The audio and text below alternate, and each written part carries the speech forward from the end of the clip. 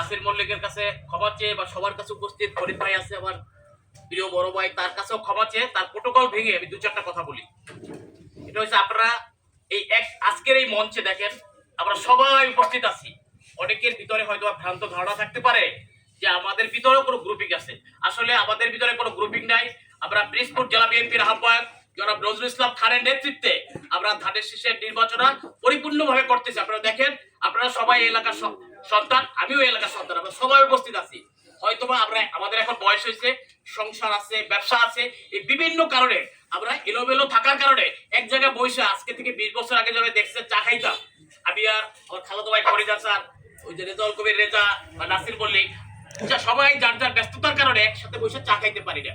এই জন্য হয়তো আপনাদের ভিতরে বিভ্রান্ত সৃষ্টি হতে পারে, কিন্তু আসলে আমাদের ভিতরে কোনো বিভ্রান্ত নাই। তারপর আজকে দেখেন আমরা সবাই এক মঞ্চে আছি, শুধু নিজেদের কাজের জন্য আমরা একত্র আমাদেরকে দেখেন না। আর অধ্যক্ষ আলমগীর হোসেনের ব্যাপারে আমি একটু কথা বলবো। এটা হচ্ছে আপনারা সবাই অধ্যক্ষ আলমগীর হোসেনের চেনেন, তারপর আমি দুই একটা কথা বলি।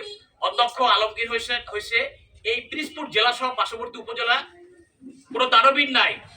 হয়তো অনেকের কোটি কোটি টাকার মালিক থাকতে পারে, কিন্তু দানবীর উপাধি কিন্তু পেয়েছেন অধ্যক্ষ আলমগীর হোসেনের বাবা আল্লাহ সোবাহের আজি। টাকা থাকলেই যে দানবীর হয় তার প্রমাণটা কিন্তু 1978 সাল থেকে এখন পর্যন্ত অধ্যক্ষ আলমগীর হোসেন এই পিরোজপুর জেলার রাজনীতি করে আসছে।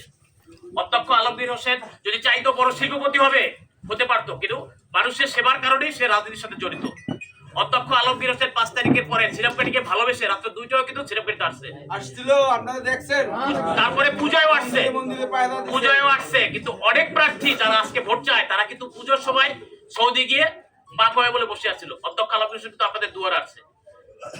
তো সবার প্রতি ভালোবাসা রইল।